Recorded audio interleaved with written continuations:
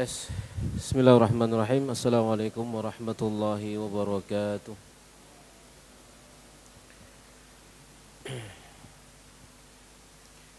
Innal hamdalillah nahmaduhu wa nasta'inuhu wa nastaghfiruh wa na'udzu billahi min shururi anfusina wa sayyiati a'malina.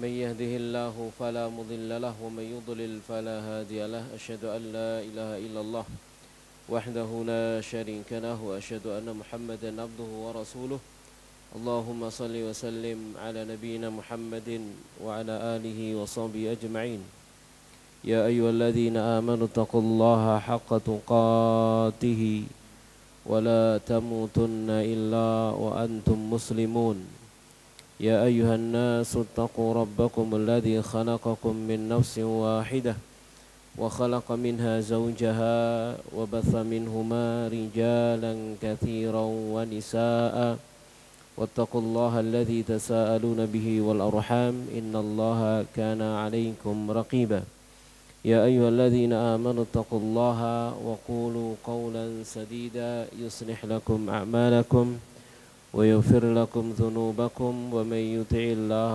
ورسوله فقد فاز فوزا عظيما أما بعد فإن أصدق الحديث كتاب الله وخير الهدي هدي محمد صلى الله عليه وعلى آله وسلم وشر الأمور محدثاتها وكل محدثة بدعة وكل بدعة ضلالة وكل ضلالة في النار. Jamaah sekalian rahimani wa rahmakumullahu ta'ala, alhamdulillah kita bersyukur kepada Allah, segala puji bagi Allah yang telah mengantarkan kita semuanya ke tempat yang mubarak ini. Semoga Allah subhanahu wa ta'ala memberkahi setiap langkah-langkah kita, menerima seluruh oleh kita semuanya, menjadikan ilmu yang kita pelajari adalah ilmu yang bermanfaat untuk di kehidupan kita di dunia dan di akhirat.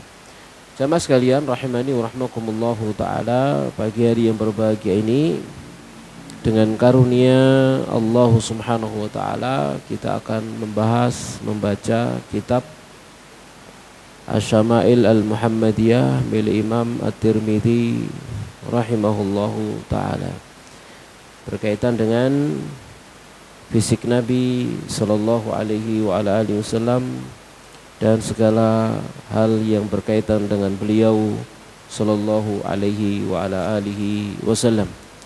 Pada pertemuan yang lalu kita telah menjelaskan atau kita telah membaca beberapa keterangan, beberapa hadis dari Rasulullah sallallahu alaihi wa alihi wasallam atau dari para sahabat ridwanullahi taala alaihim ajma'in tentang bagaimana fisik beliau sallallahu alaihi wa alihi wasallam.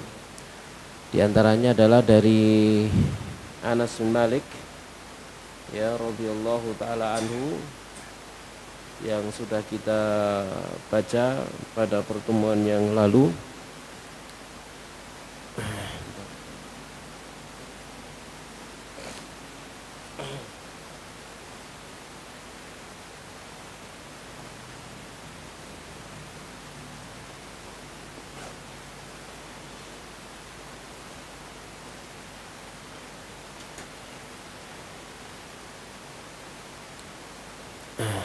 Dari Anas bin Malik ya, ini sudah kita baca, tidak apa-apa kita mengulanginya lagi sambil saya mengecek dengan di aslinya ya.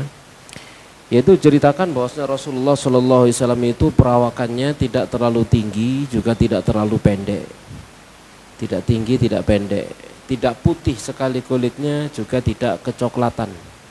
Nah, silakan dibayangkan sendiri ya. Jadi tidak putih ya, sangat putih ya. Tidak putih sekali kulitnya juga tidak kecoklatan. Rambutnya ikal berarti tidak keriting juga tidak lurus ya, ikal. Kayak cara Jawa ini ikal niku napa?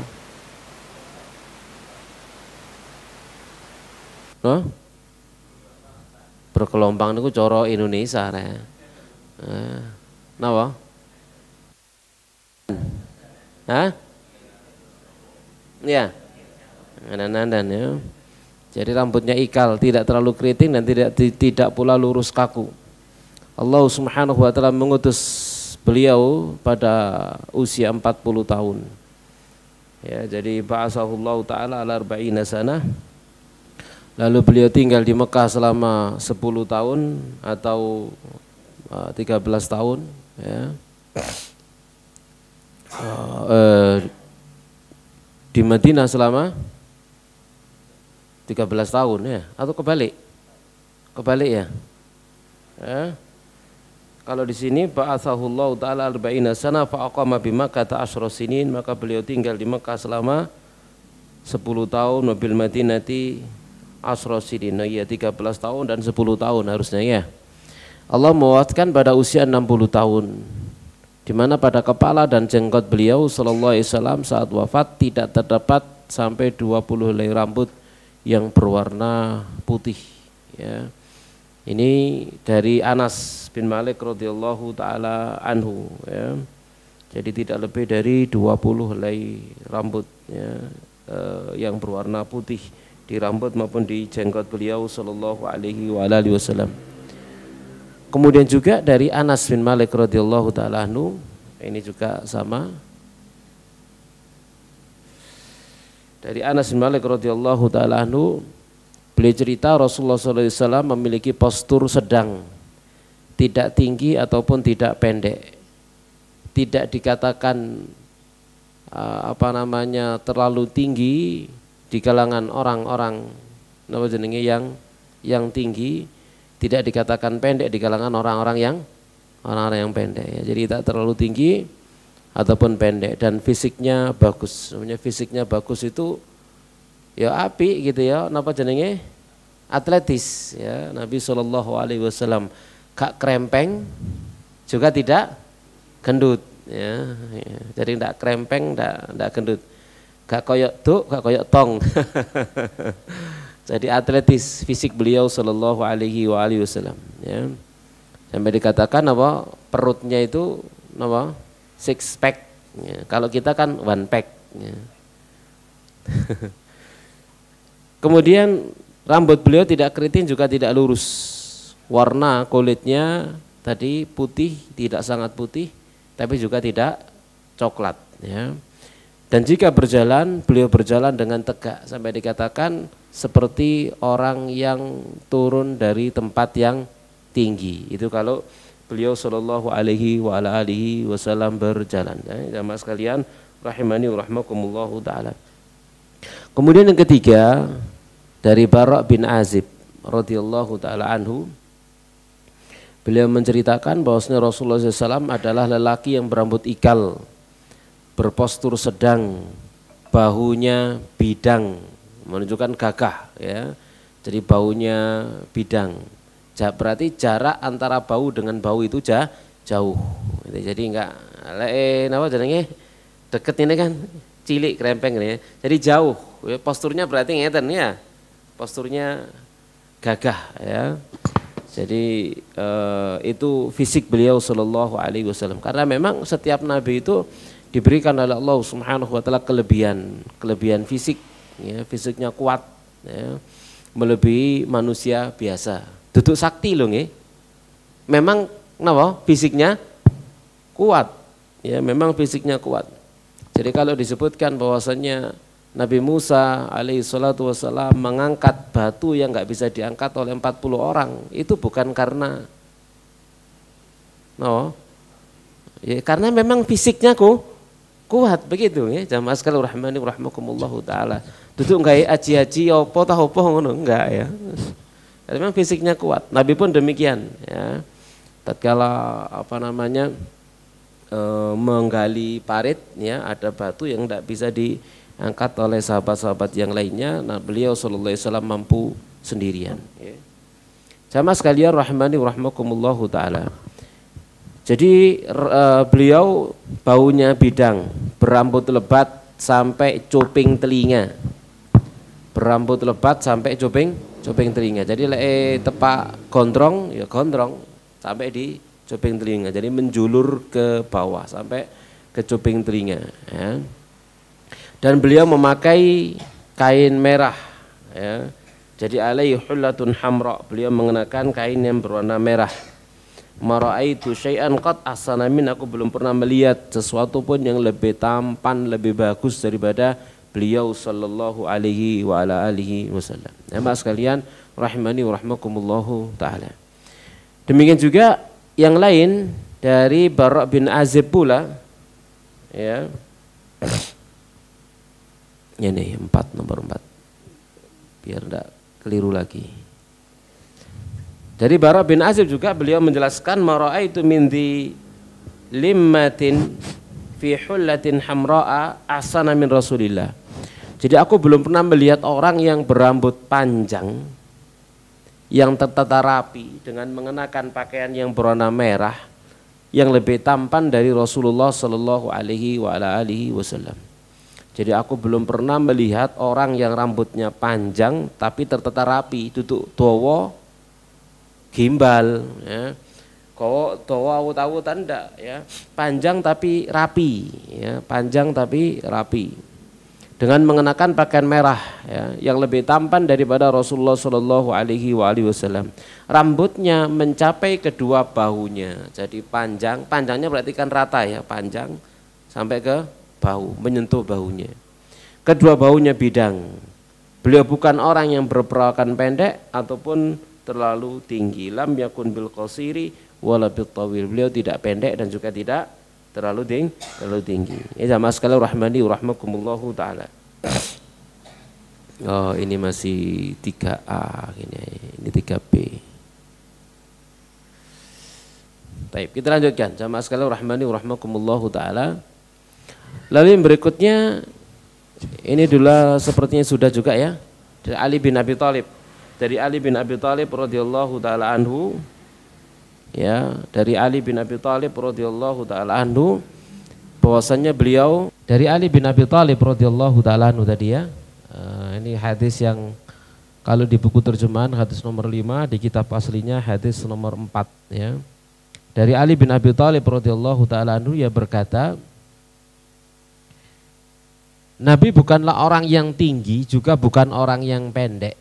Kata Ali bin Abi Thalib, lam yakun an-nabiy sallallahu alaihi wasallam bitawili wala bil qasir. Juga bukan orang kepala beliau itu besar, kepala beliau besar dan tulang-tulang sendinya juga besar. Yang menunjukkan ya gagah, benar-benar gagah beliau sallallahu alaihi wasallam. Bulu-bulu dadanya halus, tumbuh membujur dari dada sampai ke perut. Ya, sampai ke pusar, sampai ke perut. Jika berjalan, maka beliau berjalan dengan tegak layaknya orang yang sedang menapaki jalan yang menurun. Menunjukkan apa? Duduk melakuni wong males. Nah, jalannya bukan jalannya orang malas, tapi jalannya orang yang giat. Ya, jadi jalannya seperti orang yang turun dari tempat yang tinggi, menuruni bukit atau menuruni jalan yang menurun, begitu. Itu jalannya Nabi Shallallahu Alaihi Wasallam. Kata Ali bin Abi Thalib, aku belum pernah melihat orang seperti beliau sebelum ataupun sesudahnya. Ini diantara yang disebutkan oleh para sahabat ridwanullah taala alaihim ajmain. Yang berikutnya juga ada riwayat dari Jabir bin Samurah. Dari Jabir bin Samurah. Nah, nomor 5. Sekarang kita lanjutkan jamaah sekalian rahimani wa rahmakumullahu taala. Yang berikutnya dari Jabir bin Samurah radhiyallahu taala anhu, dia berkata, kana Rasulullah, adalah Rasulullah sallallahu alaihi wasallam dhali'al fam. Ya, beliau itu dhali'al fam, ashkalul aini, manhusal aqibi. Apa maksudnya? Maka berkata Syu'bah berkata, aku bertanya kepada Sima, apa yang dimaksud dengan dhali'ul fam? Ya, ma dhali'al fam, apa itu dhali'ul fam? Maka ia menjawab, yaitu kata beliau azimul fam, lebar mulut beliau sallallahu alaihi wa alihi wasallam. Lalu apa itu ashkalul aini? Maka beliau menjawab, panjang belahan mata beliau sallallahu alaihi wasallam. Ini tawilu syaqil ain, panjang belahan mata beliau sallallahu alaihi wa alihi wasallam. Apa itu manhusal aqibi? Maka beliau menjawab, qalilu lahmil aqibi, sedikitnya daging tumitnya. Bisa bayangkan Nabi sallallahu alaihi wa alihi wasallam memiliki napa jenenge mulut yang napa besar, lebar, maksudnya mulut besarnya lebar ya. Mulut besar niku maknanya napa konotasinya negatif ya. Jadi lebar. Jamaah sekalian rahmani wa rahmakumullahu taala. Kemudian belahan matanya panjang. Jadi belahan matanya panjang ya. Jadi belahan matanya ini panjang, berarti ya napa nyelirit gitu ya. Karena panjang. Kemudian yang berikutnya adalah tumit beliau sallallahu alaihi wasallam itu dagingnya sedikit. Jadi tumitnya apa? Agak masuk runcing. Ya cilik gitu ya. Jadi tumitnya itu dagingnya sedikit ya. Itu beliau sallallahu alaihi wa ala alihi wasallam. Jamaah sekalian rahimani wa rahmakumullahu taala ya. Kemudian juga dari Jabir bin Samurah juga, ini yang keenam, kalau di buku terjemahan nomor 10 ini. Ada yang punya buku terjemahnya? Oh ada. Enak ya apa enak ya?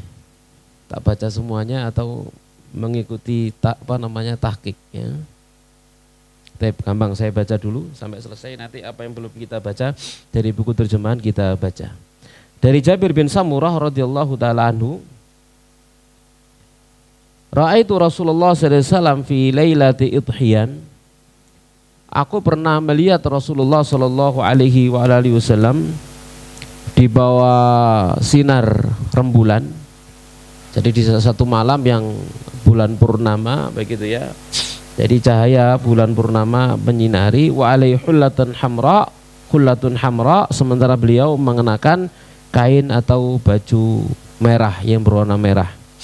Faja'altu anzur ilaihi wa ilal qamar. Laku melihat kepada beliau sallallahu alaihi wasallam dan melihat kepada rembulan. Apa komentarnya? Falahu wa indi ahsanu minal qamar. Maka menurutku beliau sallallahu alaihi wasallam lebih indah daripada rembulan. Maksudnya apa? Cahayanya. Cahayanya tidak kalah dengan cahaya rembulan. Cahaya wajah beliau sallallahu alaihi wasallam tidak kalah dengan cahayanya rembulan. Tidak kalah keindahannya dengan cahaya yang memancar dari rembulan. Jamaah sekalian rahimani wa rahmakumullahu taala. Jadi rembulan di atas, Nabi sallallahu alaihi wasallam di bawah. Maka dibayangkan begitu melihat rembulan sama melihat wajah Nabi sallallahu alaihi wasallam, maka ternyata wajah beliau lebih indah daripada rembulan yang tengah bulan purnama sallallahu alaihi wa alihi wasallam. Kemudian juga jamaah sekalian rahmani wa rahmakumullahu taala dari Abu Ishaq. Kalau diterjemahkan disebutkan langsung siapa saja perawinya ya. Ini diringkas, saya ambil dari kitab yang lain ya, diringkas langsung disebut perawi pertamanya. Dari Abu Ishaq, dia berkata, qala sa'ala rajulun al-Barra' bin Azib. Ada salah seorang bertanya kepada Al-Barra' bin Azib, akana wajhu Rasulillah sallallahu alaihi wasallam mislas saif? Apakah wajah Rasulullah sallallahu alaihi wasallam itu seperti pedang? Ya. Apakah wajah Rasulullah sallallahu alaihi wasallam itu seperti pedang? Maka dijawab, la, tidak, bal mithlal qamar. Bahkan wajah beliau sallallahu alaihi wasallam itu seperti rembulan ya. Lek pedang itu apa? Lek pedang memanjang. Kalau pedang memanjang gitu ya. Tapi wajah Nabi sallallahu alaihi wasallam seperti rembulan ya, identik napa Bu? Bulat. Ya mas sekalian rahmani rahmakumullahu taala. Ini riwayat dari Abu Ishaq ya, Abu Ishaq yang dia menceritakan ada seorang laki-laki yang bertanya kepada Al-Bara bin Azib radhiyallahu taala anhu. Kita lanjutkan yang berikutnya, yaitu dari Abu Hurairah radhiyallahu taala anhu sekarang. Dari Abu Hurairah radhiyallahu taala anhu, beliau menceritakan qala kana Rasulullah sallallahu alaihi wasallam, adalah Rasulullah sallallahu alaihi wasallam abyadha, beliau itu putih, ka'annama sigha min fiddatin rajila sya'ri. Jadi Rasulullah SAW itu putih seolah-olah dibentuk dari perak, seolah-olah dibentuk dari perak. Perak itu berwarna apa? Berwarna apa? Putih. Tapi kan gak kayak putih tembok gini toh, ya, kan gitu ya. Jadi seakan-akan demikian. Jadi melihat beliau Shallallahu Alaihi Wasallam itu putih, kemudian diibaratkan sama yang melihat kok koyok napa jenenge? Ka'annama sigha min fiddatin, seakan-akan beliau itu dibuat dari perak. Rajila sya'ri, di mana rambut beliau sallallahu alaihi wasallam itu berombak. Tadi itu ya, tidak ikal ya, andan-andan. Betul nih istilah andan-andan nih. Ya, andan-andan. Jadi kalau ada orang cerita begini, misalkan ya tadi malam aku mimpi bertemu dengan Rasulullah SAW. Ya apa rambutnya keriting. Tutu Nabi gitu ya.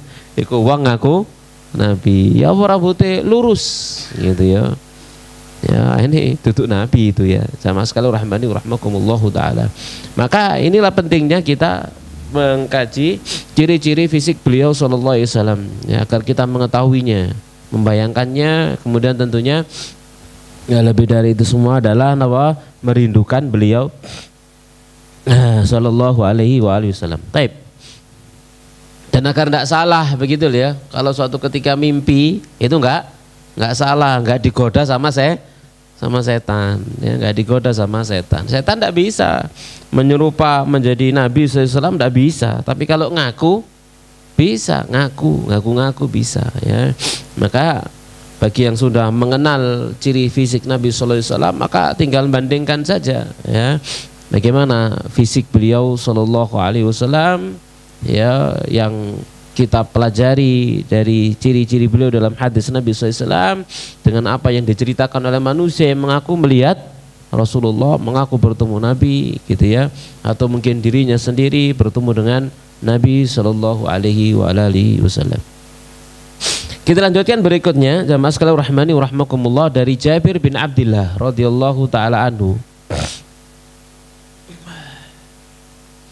Dari Jabir bin Abdullah radhiyallahu taala anhu, anna Rasulullah sallallahu alaihi wasallam qala, bahwasanya Rasulullah sallallahu alaihi wasallam bersabda, urida alayyal anbiya, diperlihatkan kepada aku para nabi. Urida alayyal anbiya, diperlihatkan kepada aku para nabi. Fa idza Musa alaihi salam, maka tiba-tiba ternyata Musa alaihi salam darbun minar rijali, dia adalah satu contoh ya, laki-laki yang apa jenenge kuat ya, darbun minar rijali ka'annahu min rijali syanu'ah ya. Jadi seakan-akan dia adalah seorang laki-laki dari kaum Syanu'ah, dari kaum Syanu'ah. Ya, ini satu kabilah di Yaman, di mana kaum laki-laki dari kabilah ini ya, mereka itu pertengahan antara kurus dengan gemuk ya, berarti apa? Ideal fisiknya ya, atletis ya, jamaah sekalian rahimani wa rahmakumullahu taala ya. Jadi itu fisiknya siapa? Musa alaihi salatu wassalam. Kata Nabi sallallahu alaihi wasallam, wa raaitu Isa, dan aku melihat Isa ibnu Maryam alaihi salam, fa idza aqraba man raaitu bi syabhan Urwah bin Mas'ud, maka aku melihat orang yang pernah aku lihat mirip dengan Isa ibni Maryam adalah Urwah bin Mas'ud ya, Urwah bin Mas'ud ya. Jadi Urwah bin Mas'ud Al-Thaqafi ya. Jadi dialah yang diutus oleh orang Quraisy kepada Nabi Shallallahu Alaihi Wasallam pada hari Hudaybiyah ya maksudnya ya, di mana Urwah bin Mas'ud ini kemudian masuk Islam pada tahun 9 Hijriah. Ya, di mana dia adalah salah seorang di antara dua orang yang Quraisy telah berkata tentang dua orang itu, laula nuzila hadzal qur'ana ala rajulin minal qaryataini azim. Ya, andaikan saja, kenapa sih kok Quran ini enggak diturunkan di antara dua orang saja? Kenapa kok diturunkan kepada Muhammad? Kenapa enggak diturunkan di antara dua orang? Yang dimaksud oleh Quraisy ini salah satunya adalah Urwah bin Mas'ud. Kenapa enggak dia aja jadi nabi, begitu maksudnya. Ya, sama sekali rahmani wa rahmakumullahu taala ya.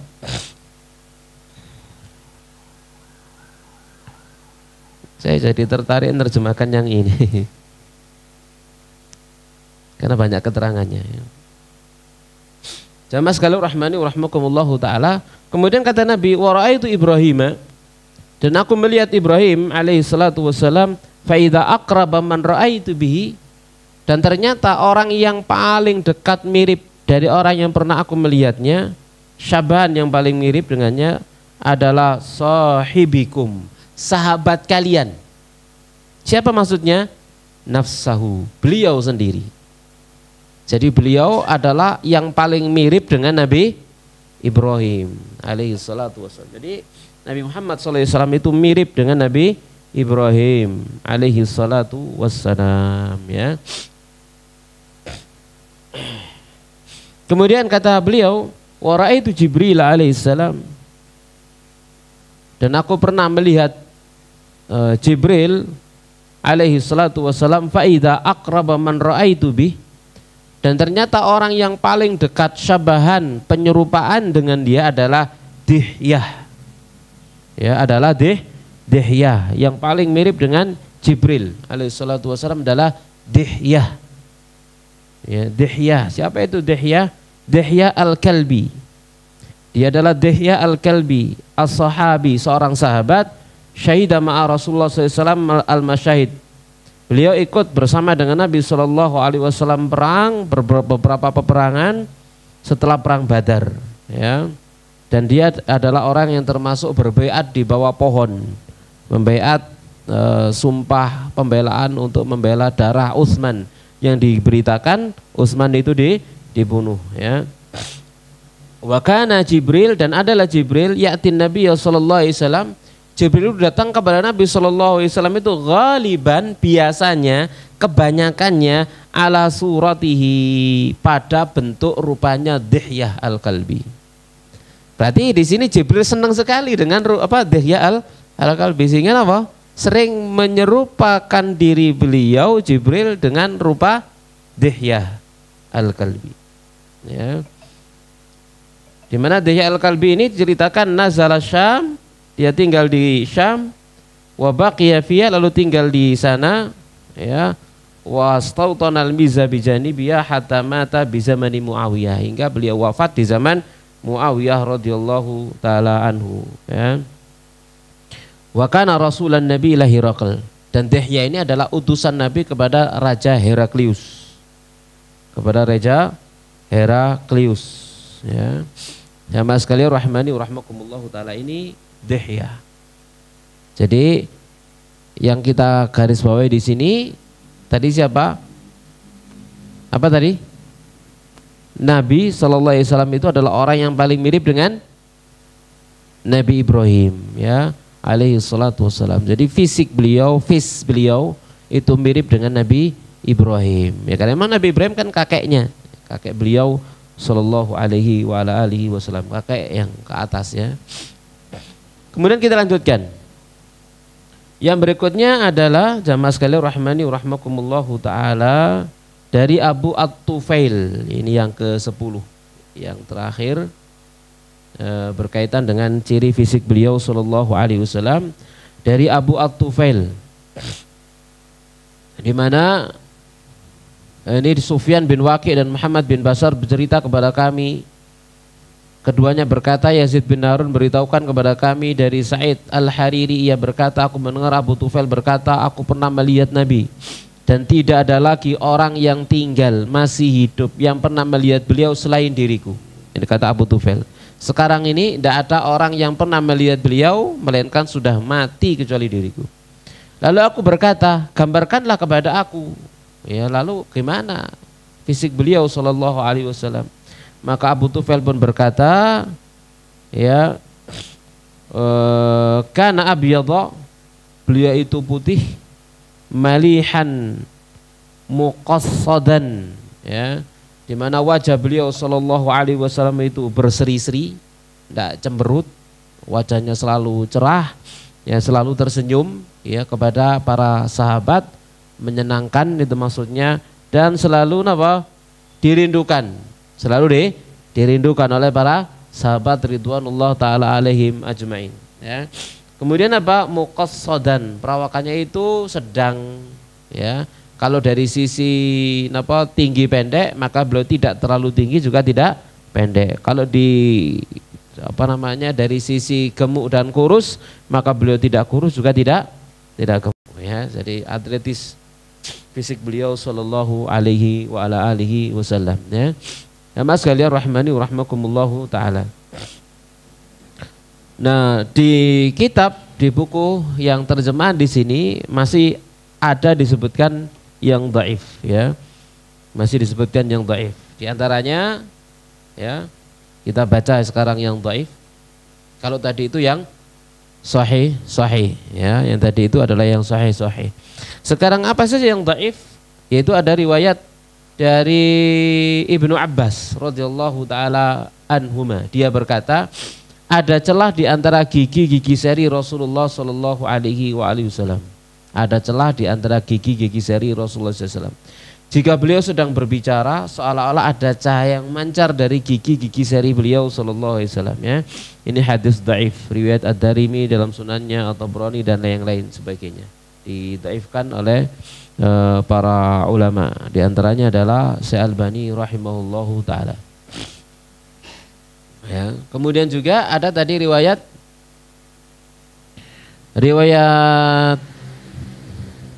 panjang, ya, Hindun. Ini sudah kita baca pada pertemuan yang lalu, ya, yang dari Hindun, ya.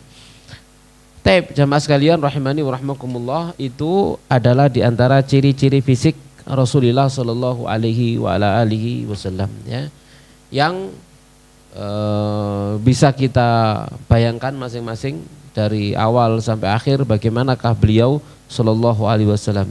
Digambarkan dalam benak tapi tidak boleh digambarkan dalam apa? Dalam gambaran, ya. Digambarkan dalam benak, ya, tinggal melihat gimana rambut Nabi, ya, di mana bentuk postur Nabi sallallahu alaihi wasallam, bagaimana wajah Nabi, bagaimana hidung Nabi, ya, bagaimana rambut Nabi, bagaimana teteknya Nabi, ya, dan seterusnya, ya.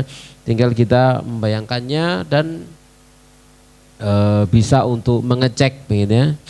Mengecek tatkala ada orang apa? Tadi itu mimpi ketemu Nabi, silakan ditanya, apa ciri-cirinya apa? Mbo lali aku. Waduh, repot deh.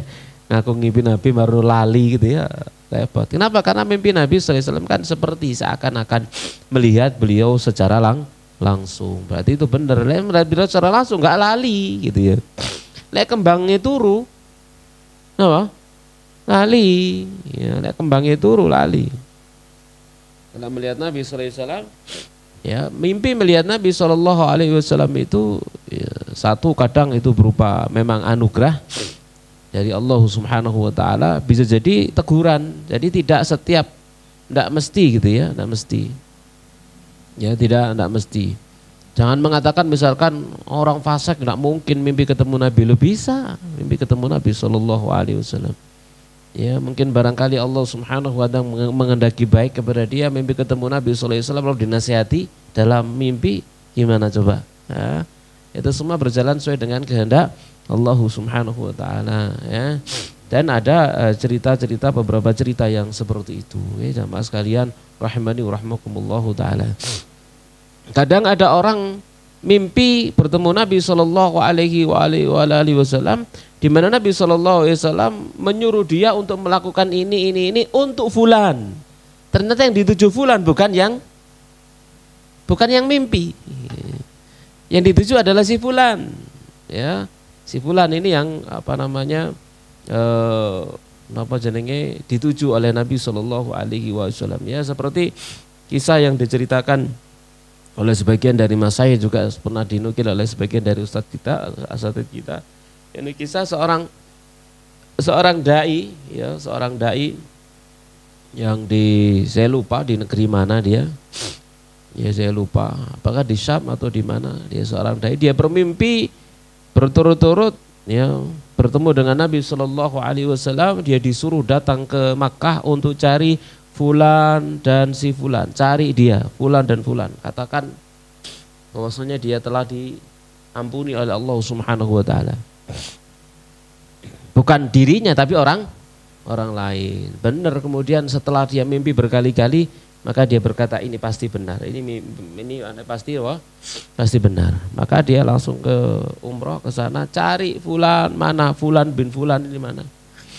Maka dijawab, kenapa kamu cari fulan bin fulan? Dia itu adalah orang yang paling buruk di tengah kami, gitu ya. Dia adalah sejelek-jeleknya orang. Ya, kenapa kok kamu cari dia?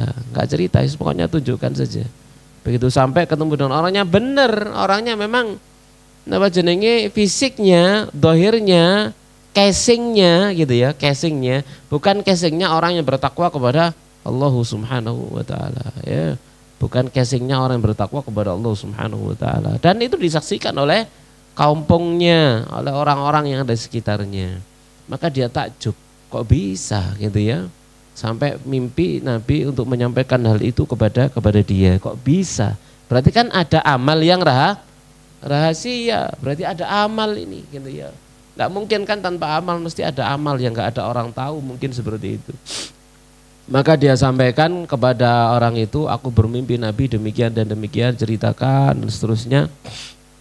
Ya, maka ditanya, apa amalmu, apa yang kamu lihat? Dia nangis, begitu diceritakan hal itu, lalu dia cerita bahwasanya aku punya tetanggaku itu janda.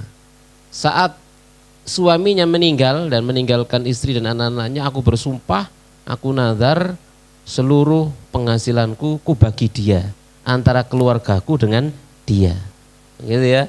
Jadi janda tadi itu, ya. Jadi setelah suaminya meninggal, maka dia bersumpah akan seumur hidupnya akan membagi gajinya, penghasilannya dibagi dua antara keluarga dia dengan keluarga janda tersebut. Dan itu dilakukan benar sampai bertahun-tahun.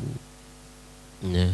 Maka kemudian begitu mendengar berita gembira itu, diajak ke masjid, kemudian dia sholat, kemudian saat sujud tidak bangun lagi, wafat dalam keadaan husnul khotimah. Ya. Taib. Makanya jangan kita meremehkan manusia, jangan remehkan orang, karena kita nggak tahu apa amal rahasia yang barangkali menjadikan seseorang itu husnul khotimah, ya. Jangan meremehkan orang. Kita sendiri aja napa jenenge? Ya napa? Yes. Ya, tinggal banyak berdoa saja, berdoa mudah-mudahan husnul khotimah. Jangan pernah mentazkiyah diri sendiri. Selagi masih hidup ini berarti kita masih dalam perjalanan, durung finish gitu loh ya. Durung selesai ya, masih dalam perjalanan, masih dalam usaha untuk menyelamatkan diri kita dari neraka, usaha untuk mencari ridha Allah. Ya, jangan pernah merasa wis bendino ngaji, bendino maca Quran, bendino salat berjamaah, swarga paling ngono swarga. Ya, itu namanya terlalu pede terhadap diri sendiri. Harapan iya, doa iya, tapi jangan pernah mentazkiyah diri sendiri, tapi juga jangan pernah memvonis orang lain, karena kita nggak tahu akhir dari kehidupan orang lain. Innamal amal bil khawatim. Amal tergantung dengan akhir kehidupan. Baik jamaah sekalian rahmani rahmakumullahu taala. Kita lanjutkan yang berikutnya sekarang, babu maja fi khatamin nubuwah. Bab tentang riwayat yang menceritakan tentang khatam kenabian, tanda kenabian, ya. Jangan apa jenenge tok kenabian. napa jenenge niku tok, stempel kenabian. Artinya gitu ya, stempel kenabian, ya. Jamaah sekalian rahmani rahmakumullahu taala.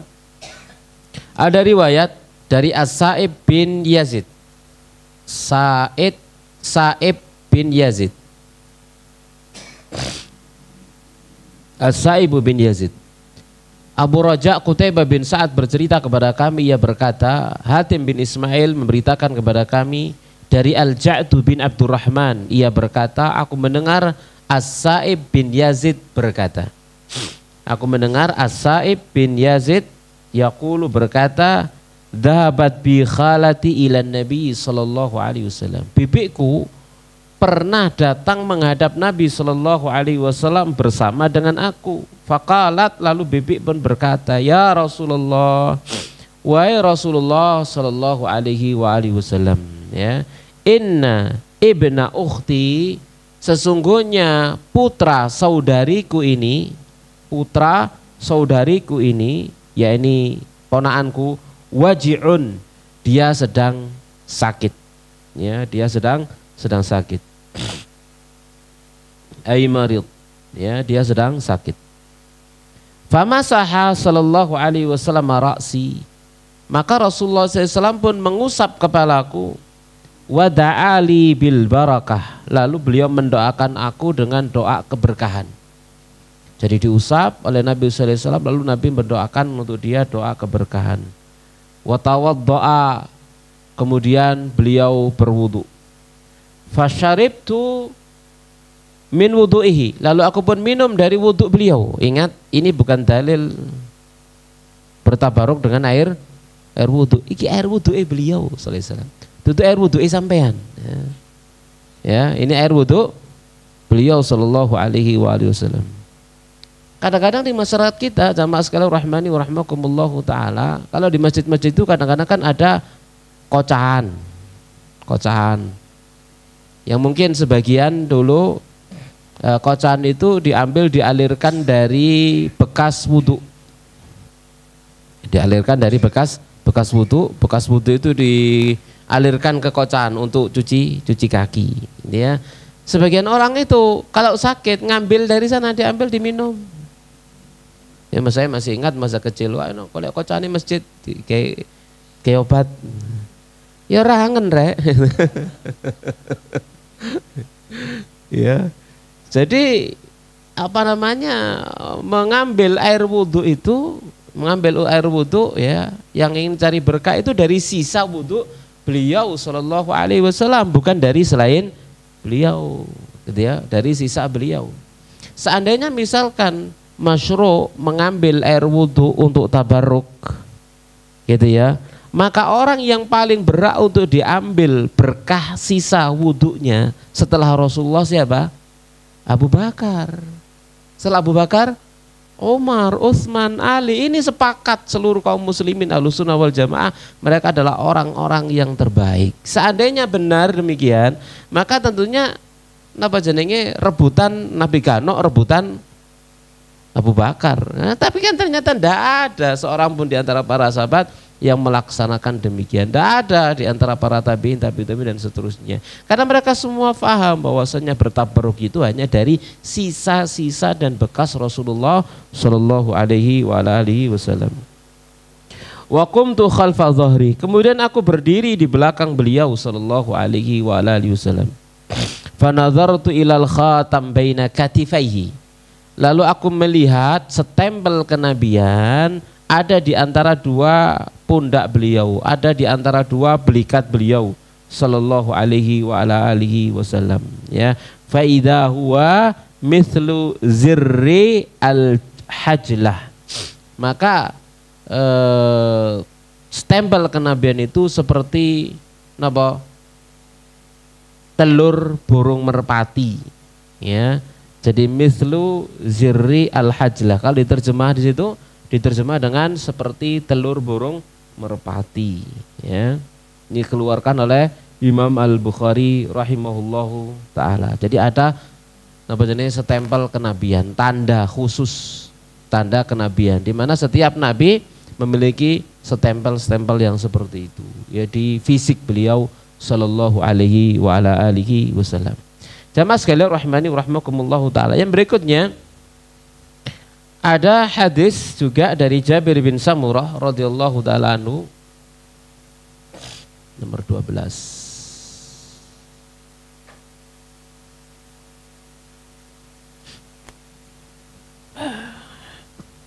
Dia berkata, ra'aitul khatama baina katifai Rasulillah, aku melihat setempel kenabian di antara kedua pundak Rasulullah sallallahu alaihi wasallam ghuddatan hamra'a misla baydatil hamamah. Ya. Jadi aku melihat tanda setempel kenabian beliau sallallahu alaihi wasallam terletak di antara kedua pundak beliau baina katifai Rasulillah ghuddatan hamra'a, seperti sepotong daging yang berwarna merah, ya, misla baydatil hamamah, semisal dengan telur burung merpati, ya, seperti telur burung merpati, ya. Jamaah sekalian rahmani rahimakumullahu taala, ya. Jadi ghuddah itu adalah qit'atul lahmah, ya.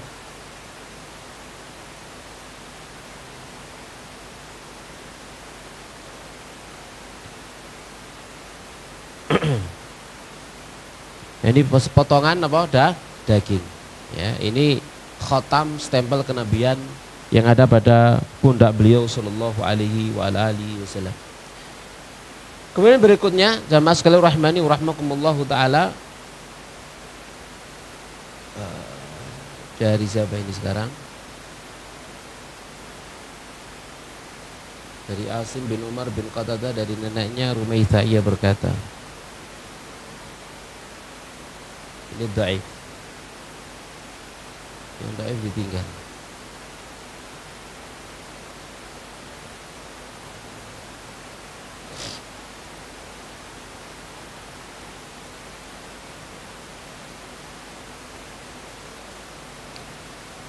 Kita lanjutkan, tidak apa-apa, kita baca. Abu Mus'ab al-Madini bercerita kepada kami, ia berkata, Yusuf al-Majishun memberitahukan kepada kami dari ayahnya, dari Asim bin Umar bin Qatadah, dari neneknya Rumaitsah.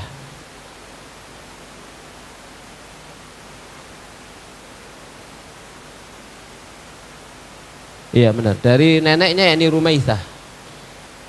Nomor 13. Qala, dia berkata, sami'tu Rasulullah, aku pernah mendengar Rasulullah SAW, walau asya'an uqabbilal khatam, ya, seandainya saja aku mau mencium tanda kenabian, alladzi baina katifai min qurbihi, yang ada di antara kedua belah pundak beliau, karena saking dekatnya, la fa'altu, maka pastilah aku akan melakukannya. Jadi Rumaitsah ini mengatakan, seandainya aku mau untuk mencium tanda kenabian yang ada di antara kedua pundak beliau sallallahu alaihi wasallam, karena saking dekatnya dengan aku, maka pasti aku akan melakukannya. Yaqulu, di mana Nabi sallallahu alaihi wasallam bersabda, li Sa'ad ibni Mu'ad yauma mat, untuk Sa'ad bin Mu'ad pada hari dia mati, ihtazzalahu arsyur rahman, arsnya Allah zat yang maha rahman bergoncang karena kematian siapa? Sa'ad bin Mu'ad, ya, radhiyallahu taala anhu, ya. Baik, jamaah sekalian rahmani rahimakumullahu taala, ya. Jadi kita perhatikan di sini apa tadi, Rumaitsah, ya, mengatakan seandainya aku mau, aku akan mencium tanda kenabian Nabi sallallahu alaihi wasallam yang ada di antara dua pundak beliau, karena saking dekatnya dengan aku. Berarti memang kelihatan begitu, ya, menonjol, ya, seperti potongan daging tadi itu yang disebutkan, ya. Jamaah sekalian rahmani rahimakumullahu taala. Kemudian berikutnya dari Abu Zaid Amr bin Akhtab al-Ansari, dari Abu Zaid Amr bin Akhtab al-Ansari, nomor 14 di buku terjemahannya nomor 19 itu dhaif, ya. Tapi kita baca dulu yang dhaif. Ahmad bin Abdul Dabbi, Ali bin Hujr dan banyak lagi yang lainnya berkata, Isa bin Yunus memberitahukan kepada kami dari Umar bin Abdullah maula Ghufrah, ia berkata, Ibrahim bin Muhammad bercerita kepada aku dari salah seorang putra Ali bin Abi Thalib, di mana dia berkata, apabila Ali menceritakan sifat Rasulullah Shallallahu Alaihi Wasallam, maka ia akan bercerita panjang lebar, dan ia akan berkata di antara kedua pundaknya terdapat khatam, setempel tanda kenabian. Ya, ini tidak menambahkan apa-apa ya, cuman sanadnya apa? Dhaif. Maka di kitab yang saya bawa yang ini yang ada di saya di PDF ini tidak disebutkan. Kenapa? Sanadnya dhaif. Jadi dipisah, hanya disebutkan oleh pentahqiqnya yang sahih-sahih saja. Lalu beralih langsung kepada yang sahih, yakni Abu Zaid Amr bin Akhtab Al-Ansari. Yaitu riwayat dari Abu Zaid Amr bin Akhtab Al-Ansari, dia bercerita kepada aku, dia berkata, qala li Rasulullah SAW pernah bersabda kepada aku, ya Aba Zaidin, wahai Abu Zaid, udnu minni, mendekatlah kamu kepada aku, famsah zahri, lalu usaplah punggungku. Jadi Nabi berkata kepada siapa? Abu Zaid Amr bin Akhtab Al-Ansari, kemari mendekatlah lalu usaplah punggungku. Famasahtu zahrahu, lalu aku pun mengusap punggung beliau sallallahu alaihi wasallam, fawaqa'at asabi'i alal khatam. Lalu jari jemariku mengenai setempel tanda kenabian beliau sallallahu alaihi wasallam.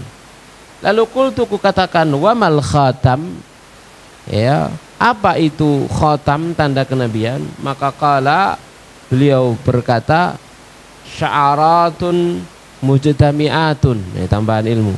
Sya'aratun mujtami'atun, yaitu apa? Kumpulan rambut yang terkumpulkan. Jadi napa? Stempel kenabian tadi itu daging yang muncul dan berambut. Jadi ada rambutnya. Ya, jadi ada rambutnya. Ya, sya'aratun mujtami'atun, rambut-rambut yang terkumpul atau dikumpulkan. Ya, ini tambahan ilmu. Ya, tambahan keterangan. Jamaah sekalian rahmani wa rahmakumullahu taala, ya.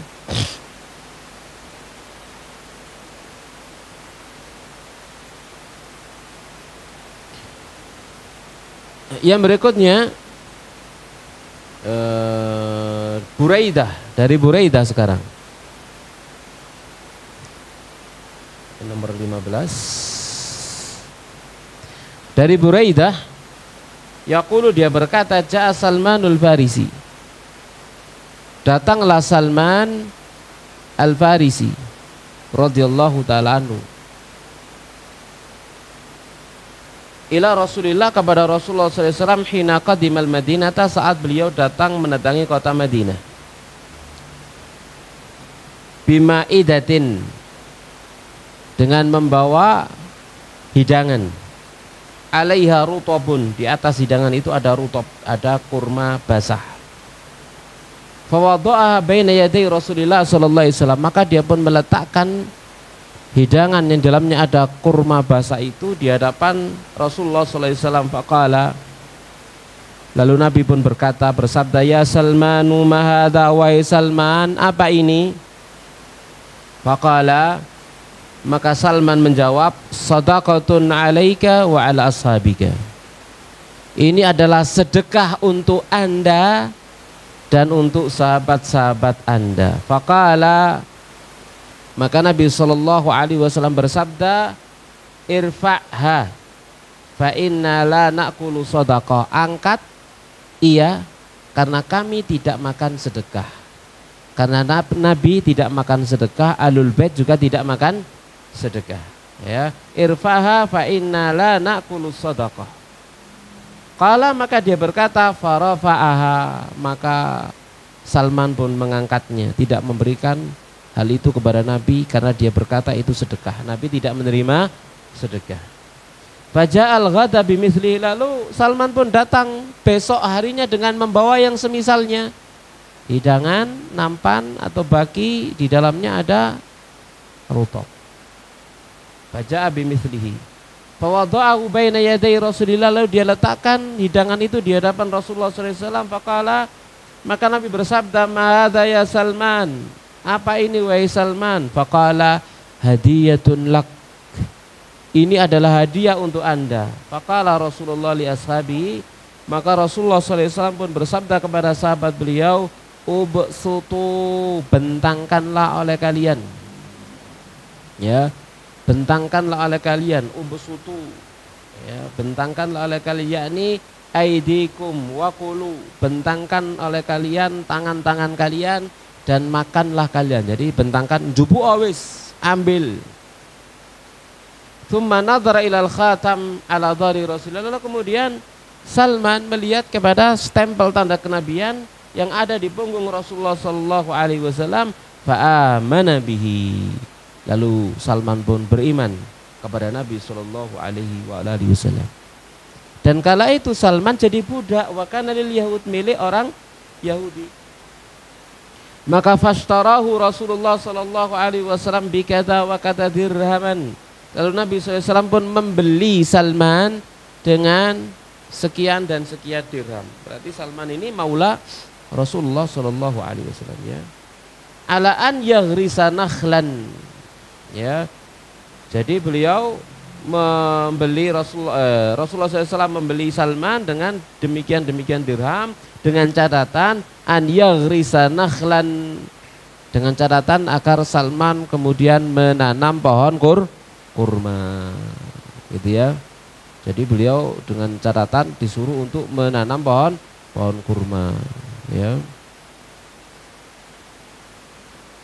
Kemudian faya malu Salmanu fihi hatta tut'ima, ya. Kemudian Salman pun melaksanakannya, beramal padanya, ya, hingga dia dibebaskan. Fagharasa Rasulullah SAW an-nakhila illa nakhlatan wahidatan gharasa Umar. Lalu Nabi SAW pun menanam kurma, dan banyak kurma ditanam, kecuali satu saja kurma yang ditanam oleh Umar bin Khattab radhiyallahu ta'ala anhu. Fahamalatin nakhlu min amiha walam tahmil an-nakhlatu, ya. Lalu kemudian apa yang ditanam oleh Nabi Shallallahu Alaihi Wasallam semuanya berbuah di tahun itu, kecuali satu batang yang enggak berbuah ditanam oleh Umar. Jadi Nabi nanam pohon kurma tadi semuanya berbuah. Ya karena memang ya berkat keberkahan daripada tangan Nabi Shallallahu Alaihi Wasallam. Ya, satu enggak berbuah milik Umar, ya, tidak berbuah. Lam tahmil an-nakhlah. Faqala Rasulullah masya'nu hadhihi nakhlah, ada apa gerangan dengan pohon kurma ini yang enggak berbuah ini, kok lain daripada yang lain? Faqala Umar, maka Umar berkata, ya Rasulullah, ana gharastuha, saya yang menanamnya ya Rasulullah. Fanaza'a Rasulullah, kemudian Rasulullah mencabutnya, fagharasaha, lalu kemudian Nabi menancapkannya lagi, fahamalat min amiha, lalu dia pun berbuah pada tahun itu. Ya, jadi cabut sama Nabi untuk membatalkan tanamannya Umar, ditanam lagi sama Nabi, ya, untuk menetapkan itu adalah tanaman Nabi Shallallahu Alaihi Wasallam. Jamaah sekalian rahimani wa rahmakumullahu taala. Dan memang kalau kita melihat begitu, memang orang itu menanam itu ono sing dadian, ono sing gak dadi. Betul? Iya begitu memang. Ya, jamaah sekalian rahimani wa rahmakumullahu taala.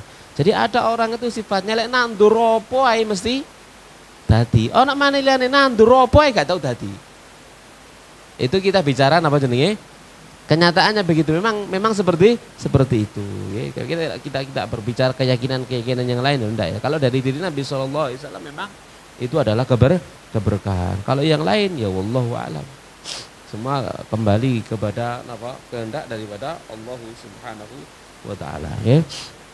Ya mas sekalian rahimani wa rahmakumullah taala. Yang kita garis bawahi dari cerita ini adalah Salman melihat kepada stempel kenabian Nabi sallallahu alaihi wasallam, lalu beliau beriman.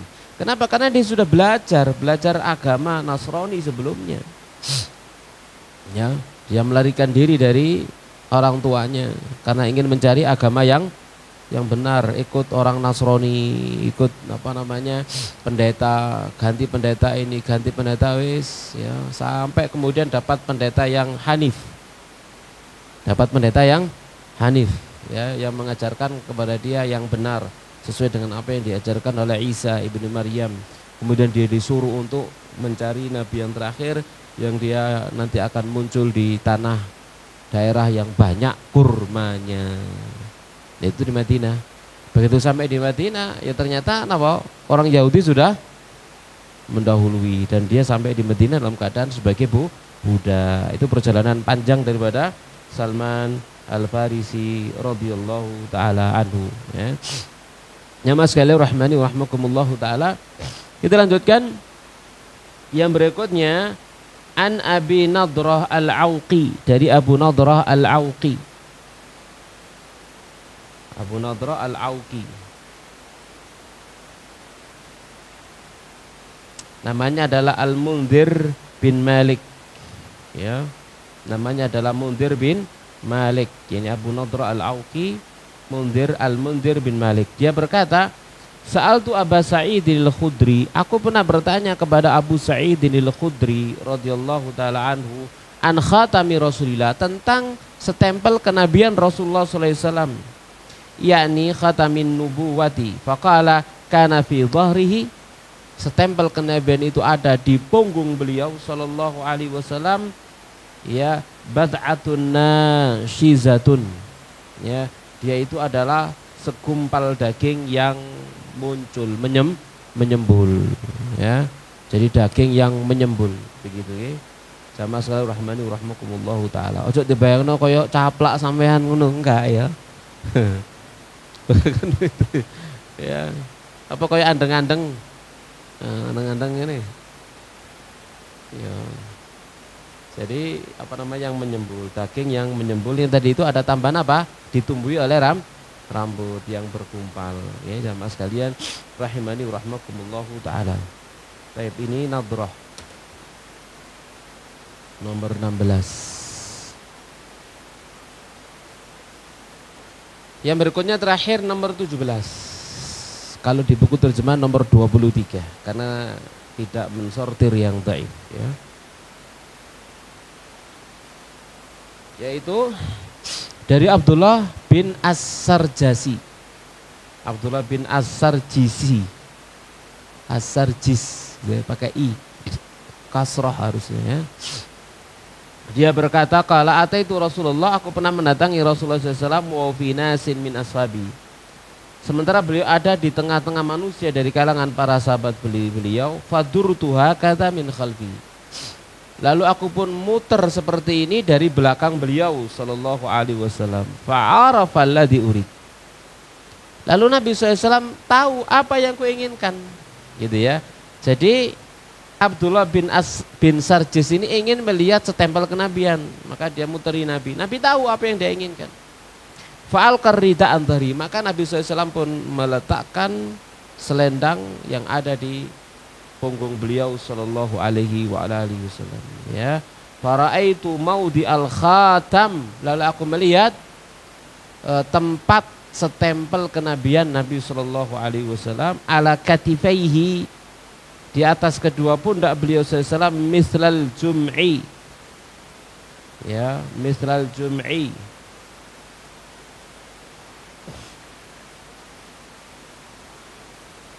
ya, semisal dengan nama jenenge tanda yang berwarna hitam. Ada terjemah apa di sini? Seperti napa? Tai lalat, kayak napa? Tai lalat ini napa jenenge? Andeng-andeng, ya. Kayak andeng-andeng. Lek to kan enggak muncul, enggak nyembul lek to, ya. Lek to enggak nyembul, tapi kalau andeng-andeng nyembul, gitu ya.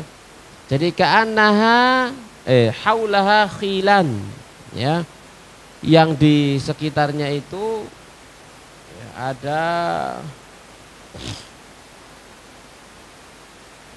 ada khilan, yaitu warna hitam, ya, ada apa, warna hitam, seperti andeng-andeng yang warna hitam, gitu ya. Ya, jadi di sekitarnya itu ada warnanya hitamnya, ada warna hitamnya. Ka'annaha sa'alilun, seakan-akan dia itu sa'alil. Ya, kayak jerawat, seakan-akan kayak jerawat. Ya. Faraja'tu, lalu aku pun kembali, hatta istaqbaltu, hingga aku menghadap beliau sallallahu alaihi wasallam. Faqultu, lalu aku katakan, ghafarallahu laka ya Rasulullah, semoga Allah mengampuni Anda wahai Rasulullah. Faqala walak, demikian juga kamu. Jamaah sekalian rahmani wa rahmakumullahu taala, ada orang berdoa begini, ghafarallahu lak,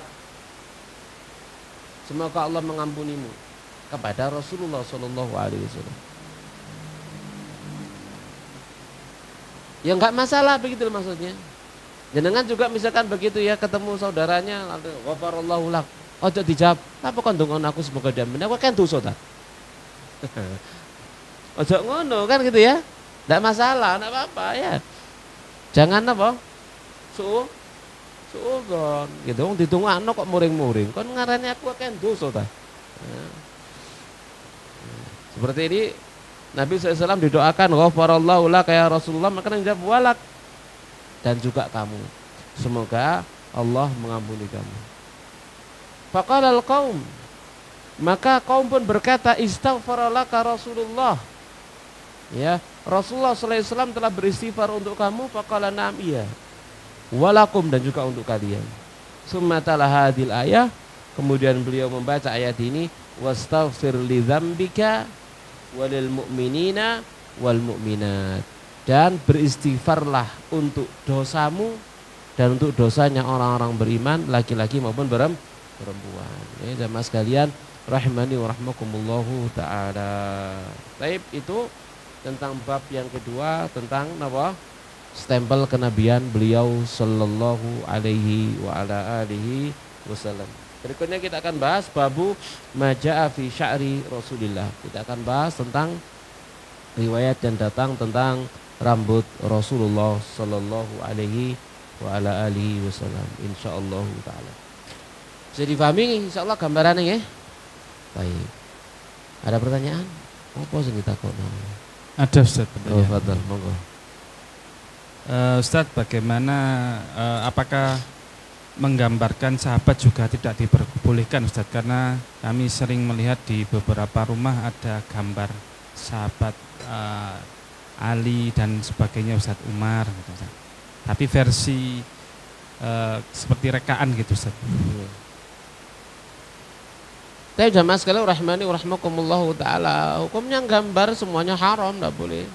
Gambar siapa saja. Ya, gambar siapa saja hukumnya haram. Karena Nabi sallallahu alaihi wasallam pernah bersabda, apa namanya?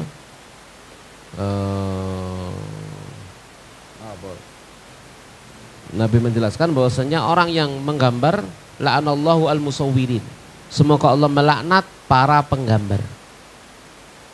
Jadi orang yang menggambar makhluk bernyawa itu dilaknat, menunjukkan itu adalah dosa, haram. Jadi tidak boleh gambar makhluk bernyawa, siapapun dia. Lebih-lebih lagi gambar yang menjadikan seseorang itu mengkultuskannya, lebih-lebih. Gambar yang biasa saja sudah haram, apalagi gambar yang dikultuskan, gitu ya. Apakah itu rekaan atau beneran, sama aja. Ya, apakah itu rekaan atau itu beneran, maka sama aja, ya. Jamaah sekalian rahmani wa rahmakumullahu taala. Jadi misalkan menampilkan gambar fulan atau apa namanya Syekh fulan ya di rumahnya, itu bisa jadi seseorang akan mengkultuskannya. Ya, jamaah sekalian rahmani wa rahmakumullahu taala. Ya, saya dapat cerita dari salah seorang yang di sebuah pesantren begitu ya. Di pesantren itu ada foto mursyidnya yang besar. Dan di sana seluruh santriwati gitu ya, mengkultuskannya. Ini Kiai Fulan ya, atau Fulan ini sudah pada taraf tingkat tinggi yang dia sudah boleh tidak sholat. Loh kan, jadi ngono kok ngono malian kan tuh ya. Jamaah sekalian rahmani wa rahmakumullahu taala ya. Di salah satu nama jenenge tempat ya, yang seharusnya menuntut ilmu dengan benar, tapi ternyata diajari dengan yang seperti itu, gitu ya. Ada yang mengatakan ya, ojo ndelok fotoku suwe-suwe, kok kedip. Ya Allah, ono ae gitu ya. Sama sekali rahimani wa rahmakumullah taala ya. Jadi intinya adalah gambar makhluk bernyawa haram, siapapun dan apapun itu. Terlebih lagi yang kemudian dikultuskan, nanti akan muncul dalam hati sesuatu yang lain. Ya, ditempel di sini. Waduh, sejak aku masang foto iki gak tahu kemalingan. Gak tahu kemalingan. Jadinya apa? Jadinya apa coba? Hatinya terikat dengan foto tadi itu, gitu ya. Ya mas sekali rahmani wa rahmakumullah. Jadi hatinya nanti dipermainkan sama jin, sama setan dan lain sebagainya. Yang pada akhirnya kemudian dia akan bisa melakukan kesyirikan karenanya, gitu ya. Maka saddu dzari'ah namanya dalam Islam itu ya, menutup segala pintu celah menuju ke kesalahan ya. Nah, Allah taala alam bisawab. Pertanyaan kedua Ustadz, apakah ada dalilnya barang-barang peninggalan Rasulullah, mungkin bekas rambutnya dan sebagainya itu akan terjaga terus Ustadz? Karena kita lihat di beberapa media itu ini rambutnya Rasulullah Shallallahu Alaihi Wasallam seperti itu Ustaz. Ya seperti di buku terjemahan ini disebutkan di sana ya. Di halaman 27, 26 ini rambutnya Rasulullah Shallallahu Alaihi Wasallam. Ya. Di Museum Istanbul Turki dan seluruhnya. Ya wallahu alam ya. Jadi walhasil jamaah sekalian rahmani wa rahmakumullah taala, kalau memang benar ya itu adalah bekas Nabi SAW, maka mubarok dan boleh bertabaruk dengannya kalau memang benar ya, kalau memang benar. Wallahu a'lam bishawab. Nah. Baik, dari ruangan ini barangkali ada yang mau bertanya, persilakan. Monggo. Assalamualaikum warahmatullahi wabarakatuh. Assalamualaikum warahmatullahi wabarakatuh. Pak Ustadz, saya akan bertanya Pak Ustadz ya. Saya mencoba bisa meresapi yang hadis tadi Pak Ustadz, yang Salman Al-Farisi itu Pak Ustadz ya, yang melihat kunuk beliau. Saya bisa merasakan Pak Ustadz ya, saya menarik ini Pak Ustadz ya, ketika itu Salman belum masuk Islam kan ya. Nah berarti itu dalam Sirah Nabawiyah itu sebelum perang Ahzab ya, kira-kira sebelum perang Ahzab itu. Dan antara perang Badar sama perang Ahzab itu ada perang Uhud kan Pak Ustadz ya. Perang Uhud itu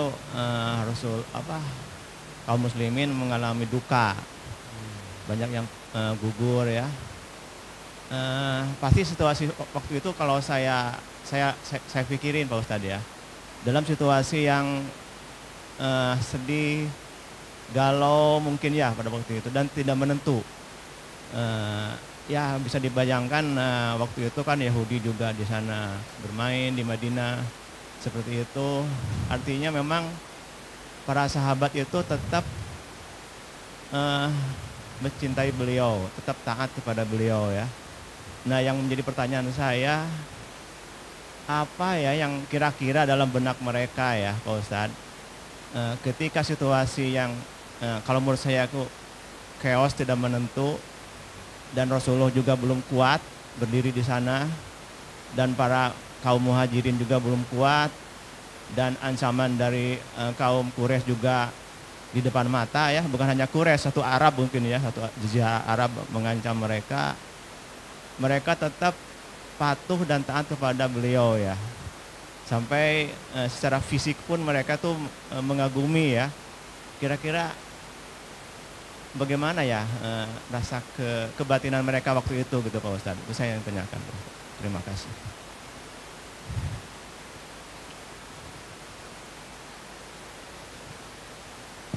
Baik, jamaah sekalian rahimani wa rahmakumullah taala. Allah Subhanahu wa taala berfirman, "Wa ma atakumur rasulu fakhudhu wa ma nahakum anhu fantahu wattaqullaha innallaha syadidul iqab." Dan apa yang Allah Subhanahu wa taala dan rasulnya apa yang Allah Rasulnya SAW datangkan kepada kalian maka ambil, dan apa yang dia larang maka tinggalkan. Kemudian ditutup dengan Allah itu keras hukumannya. Maka ayat ini mengajarkan kepada kita untuk mentaati Rasulullah SAW dan meninggalkan apa yang beliau larang. Kalau tidak, maka hukumannya keras, seperti yang terjadi pada perang Uhud. Itu adalah pelajaran berharga bagi seluruh para sahabat. Kenapa kemudian mereka dalam perang Uhud itu diuji oleh Allah Subhanahu wa taala, langsung diberikan hukuman. Padahal saat itu awalnya dalam keadaan menang di atas angin, lalu kemudian langsung porak-poranda. Gara-gara apa? Maksiat. Dan maksiatnya bukan mereka semuanya, hanya sebagian dari para sahabat yang tidak sabar, yang disuruh untuk diam di bukit rumah, melihat kaum musyrikin kocar-kacir lari tunggang langgang dikira sudah menang. Itu banyak harta rampasan perang, ayo diambil. Yang lain tersisa tinggal berapa orang? Tinggal berapa orang? Saya lupa. Tinggal di sana, tetap berdiri di sana. Yang lain keluar, turun. Akibatnya apa? Hukuman mengenai semua. Hukuman mengenai semua. Gara-gara satu orang tidak taat atau beberapa orang tidak taat kepada Rasulullah SAW. Kalau Allah menurunkan hukuman, maka hukuman itu tidak hanya mengenai mereka yang bermaksiat, tapi mengenai semuanya. Nah, ini adalah pelajaran berharga bagi seluruh para sahabat. Sehingga setelah perang Uhud, maka mereka semuanya kepada Nabi SAW sami'na wa ata'na, sudah. Itu pelajaran berharga dalam perang Uhud. Setelah itu semuanya sami'na wa ata'na. Apa yang ada dalam benak mereka? Sami'na wa ata'na, mendengar dan taat. Suruh begini sama Nabi, jalan. Suruh begitu sama Nabi, jalan. Gitu ya. Dilarang sama ini, berhenti. Dilarang sama Nabi begini, berhenti. Dan dalam dada mereka adalah mengimani janji Allah Subhanahu wa taala yang telah dijanjikan kepada Rasulullah sallallahu alaihi wasallam, bahwasanya kekuasaan kalian akan sampai ke Heraklius sana. Akan sampai menundukkan Persia. Kan gitu ya. Akan sampai membuka kota Konstantinopel. Itu janji Allah kepada Nabi SAW dan disampaikan kepada para sahabat, dan dada mereka dipenuhi dengan yang demikian. Itulah yang membuat mereka itu sabar, ya, karena sudah diawali dengan ketaatan mutlak kepada Nabi SAW, kesabaran mutlak dalam menghadapi segala macam ujian, dan juga harapan yang sangat besar dengan janjinya Allah Subhanahu wa taala. Ini yang mendatangkan kesuksesan dan kejayaan mereka, ya, serta kemenangan yang diberikan oleh Allah Subhanahu wa taala kepada mereka. Tanpa ketaatan kepada Allah Subhanahu wa taala, maka itu mustahil. Karena kaum muslimin itu diberikan kemenangan oleh Allah Subhanahu wa taala tidak dengan banyaknya pasukan, tidak dengan perlengkapan persenjataan, tapi diberikan diberikan kemenangan oleh Allah Subhanahu wa taala dengan modal iman. Dengan modal ketakwaan kepada Allah Subhanahu wa taala. Perang Badar menang, padahal 3 kali lipat musuhnya. Kan begitu ya. Perang yang dipimpin, yang diutus oleh Nabi SAW dengan 3 orang pasukan, 3 orang pemimpin. 3 orang pertama wafat, kemudian gugur jihad syahid, lalu diganti sama Khalid bin Walid. Berapa jumlahnya? 3.000 melawan berapa? 200.000. Berapa? Iya, 200.000 ya. 3.000 melawan 200.000. Luar biasa. Ya. Luar biasa. Itu bisa balik, kan begitu ya? Bisa balik, enggak diteruskan perang.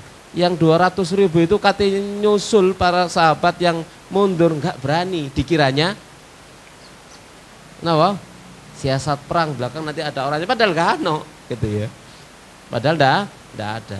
Itu modalnya apa? Modal ketakwaan dan keimanan kepada Allah Subhanahu wa taala. Ya, itu pelajaran berharga dan itu juga pelajaran untuk kita semuanya. Gitu ya. Kita akan menang, kita akan jaya, akan diberikan pertolongan oleh Allah Subhanahu wa taala kalau kita iman, kita bertakwa kepada Allah Subhanahu wa taala, kita sami'na wa ata'na dengan apa yang diajarkan oleh Rasulullah sallallahu alaihi wasallam. Mungkin itu yang saya pahami. Wallahu a'lam bishawab. Baik Ustadz, pertanyaan berikutnya. Bagaimana tadi sudah disampaikan bagaimana gambar dilarang menggambar dan juga memasang gambar Ustadz. Lantas bagaimana dengan foto-foto yang dipasang di tempat umum atau di ruang tamu? Foto, mungkin foto keluarga dan sebagainya Ustadz. Nggih, lek omahe dhewe dono kabeh. Lek omahe dhewe. Iya. Kalau omahe dhewe, mas sampean dhewe ruburno kabeh, dono kabeh. Tutup, masukkan album, tutup. Ya, nanti kalau misalkan suatu ketika pingin buka-buka, ya apalagi kangen dengan yang sudah wafat, buka lagi. Itu ya, tapi jangan dipajang. Ada kacat kebutuhan buka, masukkan album, jangan dipajang. Ya, biar enggak ditempati setan. Kalau itu bukan milik kita, ini katelah apa sampean? Ono umbul-umbul wakeh nek ngono ya. Coblos aku. Ini gambar makhluk bernyawa. Sampeyan golek perkara ae. Ya. Jadi itu yang ada di bawah kekuasaan kita lakukan, amar ma'ruf nahi mungkar. Ya, yang di rumahnya masing-masing. Aja ngurusi wong liya wis. Ya, karena mengurusi yang lain itu dia sudah di atas kemampuan kita. Sampeyan nang tangga, nonggo, iya kono. Foto, ayo ngomong oh. Ya, jadi kalau itu di rumah kita turunkan semua, gitu ya. Jangan pasang hiasan apa makhluk bernyawa. Kalau dipasang hiasan, ya hiasan yang mubah, ya. Lek seneng gambar, lukisan, ya lukisan apa? Gunung, air terjun, laut, atau langit bengi. Gampang gambare. Langit bengi gampang lah gambare ya. Mendung pisan. Wis. Paham insyaallah ya? Nggih. No?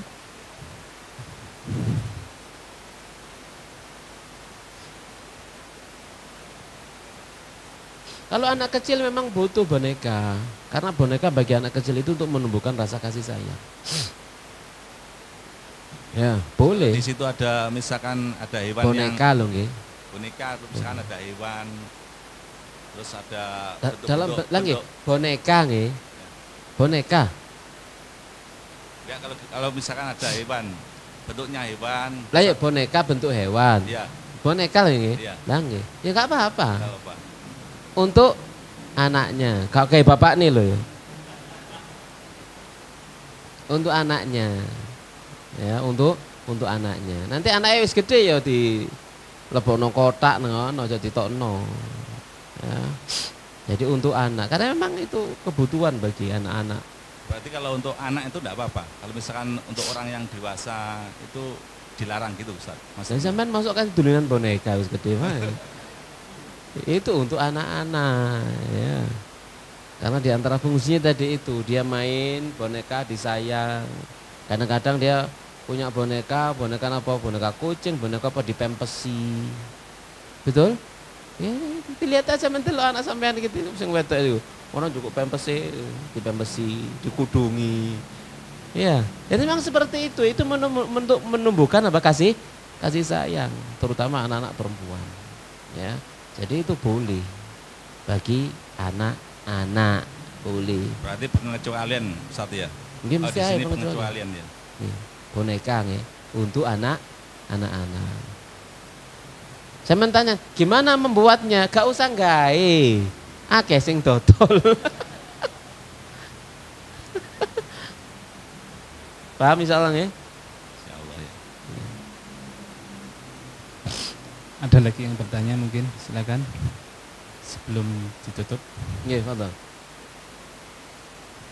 Ustaz, kalau terkait anak menonton film kartun pripun nggih? Pak Ustaz. Kenapa? Menonton film kartun bergambar yang mungkin ya hewan-hewan apa gitu. Terima kasih Ustaz. Tanyakan sama yang lain ya. Tanyakan sama yang lain. Ada yang lain? Mungkin barangkali ada jawaban dari para ustadz yang kibar tentang masalah itu. Wallahu a'lam bishawab. Pertanyaan terakhir nggih. Nggih. Nggak, saya menambahkan yang tadi aja Pak Ustadz, yang boneka itu, yang gambar kartun. Ini menurut pendapat saya Pak Ustadz ya. Kan kalau nggak salah saya ingat itu Siti Aisyah itu kan waktu kecil suka main boneka Pak Ustadz ya. Aisyah. Artinya yang Pak Ustadz tadi sampaikan itu kan untuk menemukan pendidikan kepada anak ya. Mungkin yang tadi ada pertanyaan yang melihat film kartun gitu Pak Ustadz ya. Apa bisa kasusnya disamakan dengan Siti Aisyah gitu Pak Ustadz? Saya nggak berani jawab, lek jenengan berani jawab silahkan. Enggak, saya berikan. Nah ya, saya ditanya, saya nggak berani jawab, ya sudah itu keberanian saya di sana sampai di itu. Kalau ada yang berani jawab yang selain ya silakan, saya nggak ikut tanggung jawab. Nah, dan tak usah dipaksa untuk jawab, untuk menjawabnya. Sampun nggih pertanyaannya karena sudah Nah, Ustadz mau ngajar Ustadz. iya. Nggih. Sampun Ustadz. Tapi demikian jamaah sekalian rahmani rahmakumullah, bisa kita bahas pada kajian kita di pagi hari yang berbahagia ini, semoga bermanfaat. Wassallallahu nabiyana Muhammadin wa ala alihi washabihi ajma'in. Subhanakallahumma bihamdik asyhadu an la ilaha illa anta astaghfiruka wa atubu ilaik.